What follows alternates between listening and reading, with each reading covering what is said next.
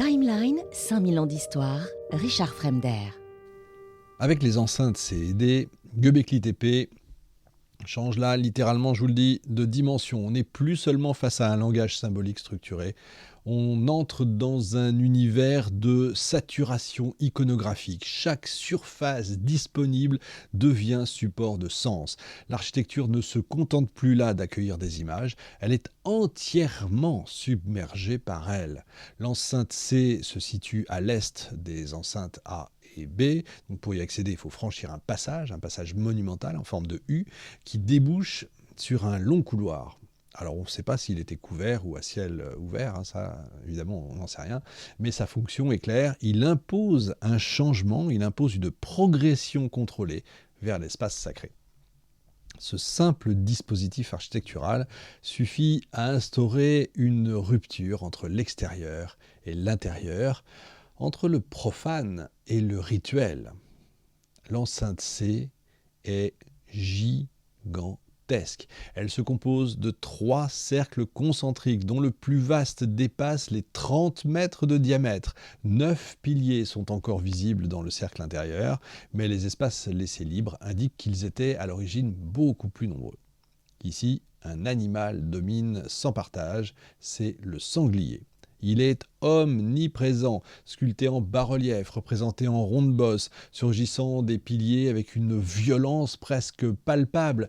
Sur le pilier 23, vous avez une tête de sanglier monumentale qui jaillit du fût comme ça, la gueule grande ouverte. Et devant ce même pilier, une sculpture de sanglier a été retrouvée brisée comme si elle avait été volontairement mutilée. Sur 10 bas-reliefs clairement identifiables, 6 représentent cet animal quand même. Cette insistance ne peut pas être fortuite. Le sanglier est un animal dangereux, imprévisible, puissant. Il n'est pas simplement un gibier, c'est pas Astérix. Il incarne la force brute, sauvage, peut-être même redoutée autant que respectée. L'enceinte C apparaît comme un espace où la violence du monde naturel est mise en scène, maîtrisée symboliquement et intégrée au rituel. Mais le sanglier n'est pas seul. Sur le pilier 12, vous avez une scène plus énigmatique qui attire l'attention. Vous avez des oiseaux. Alors, on ne sait pas, c'est peut-être des canards qui semblent évoluer comme ça, devant un motif en forme de filet, et tous regardent dans la même direction, mais leurs pattes sont représentées dans des positions différentes, comme si le sculpteur avait cherché à décomposer le mouvement. Je ne sais pas si vous imaginez ça. Pour avoir ça en photographie, il faut attendre 1870-1880. Donc, vous voyez le temps qui est passé à ce moment-là. Alors, est-ce que c'est une scène de chasse, une évocation du vol ou une narration symbolique qu'aujourd'hui on aurait perdu ? Le document, si je puis dire, ne permet pas de trancher puisqu'on n'a rien. Plus troublant encore sont les multiples trous qui sont percés dans les piliers. Certains sont suffisamment grands pour y glisser un bras, d'autres beaucoup plus étroits forment des anneaux internes, ils apparaissent toujours par paires.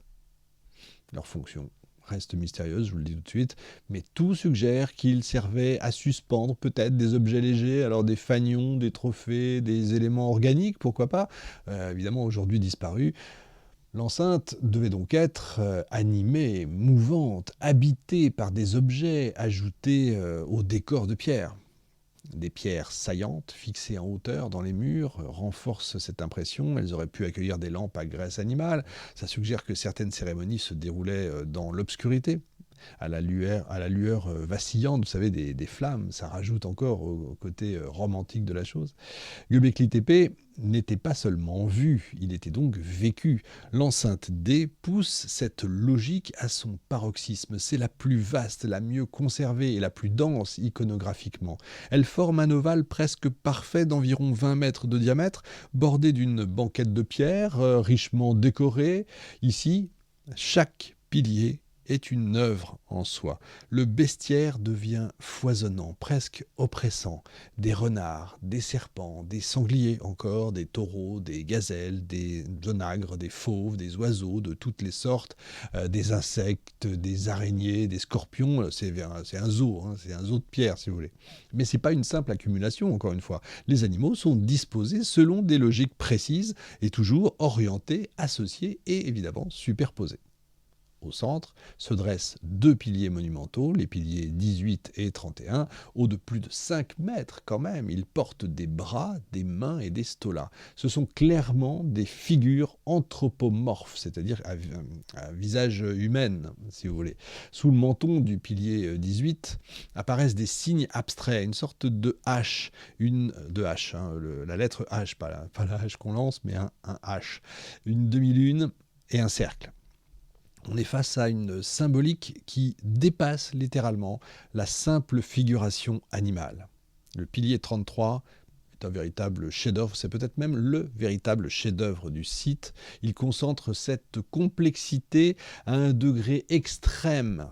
Il est entièrement couvert de reliefs, des grues aux pattes étrangement humaines, des serpents innombrables, des renards miniatures, des insectes à six pattes, des araignées, des cygnes en hache, encore une fois, des chevrons, des figures araignées, des figures qui sont alignées verticalement comme des pictogrammes.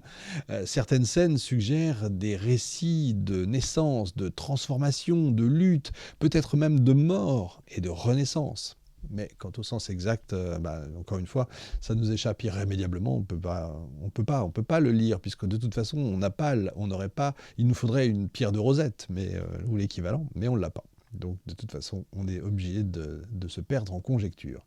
Le pilier 43 introduit une dimension encore plus vaste, encore plus sombre, un vautour au ventre gonflé, aux ailes déployées, surplombe une scène où apparaissent des serpents, des scorpions, et puis une figure humaine décapitée au sexe dressé. Tout indique là une mort violente, suivie de la dévoration du corps par des charognards. Cette image évoque des pratiques connues ailleurs au néolithique, l'exposition des corps, la séparation du corps et de l'âme, la transformation du défunt. Vous savez que dans l'Antiquité, on croit à ce qu'on appelle la transmigration de l'âme, c'est-à-dire que ce n'est pas la résurrection, mais on passe d'un corps à un autre. C'est comme ça que l'âme passe d'un corps à un autre, et pas forcément d'un humain à un humain, mais ça, je ne vais pas rentrer dans les détails, ce serait vraiment trop long. Avec les enceintes C et D, Göbekli Tepe atteint son apogée rituel. L'architecture, l'iconographie, le symbolisme fusionnent pour créer un espace total destiné à frapper, à impressionner, à transmettre des récits et des croyances, tout simplement, fondamentales. On ne sait pas lire ce langage, bien sûr, j'insiste là-dessus, mais une chose est certaine, pour ceux qui l'ont conçu, Göbekli Tepe n'était pas un mystère, c'était un livre de pierre, allons jusque-là, un théâtre du sacré au cœur duquel se jouaient les grandes questions peut-être sur l'existence humaine, pourquoi pas.